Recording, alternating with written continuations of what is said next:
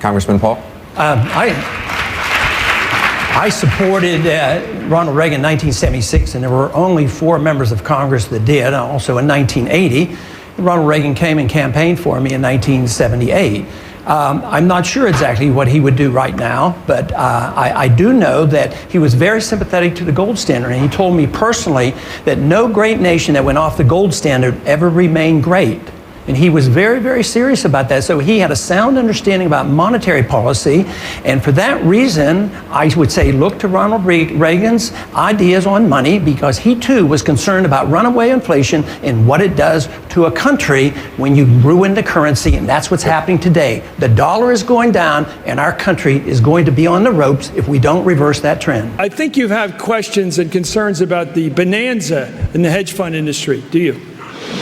Yes, I think this is not a consequence of free markets. What's happening is there's transfer of wealth from the poor and the middle class to the wealthy. This comes about because of a monetary system that we have.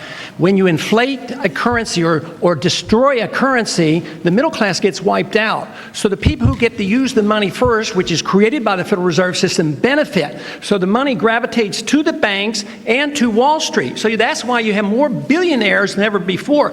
Today, this country is in the middle of a recession for a lot of people. Michigan knows about it.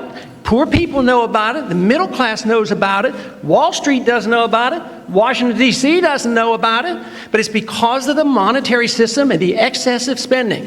As long as we live beyond our means, we are destined to live beneath our means. And we have lived beyond our means because we are financing a foreign policy that is so extravagant and beyond what we can control, as well as the spending here at home. And we're depending on the creation of money out of thin air, which is nothing more than debasement of the currency. It's counterfeit, and it is a natural, predictable consequence that you're going to have people benefit from it and other people suffer. So if you want a healthy economy, you have to study monetary theory and figure out why it is that we're suffering. And everybody doesn't suffer equally, or this wouldn't be so bad. It's always the poor people, those on retired incomes, that suffer the most. But the politicians and those who get to use the money first, like the military-industrial complex, they make a lot of money and they benefit from it. Thank you, Congressman.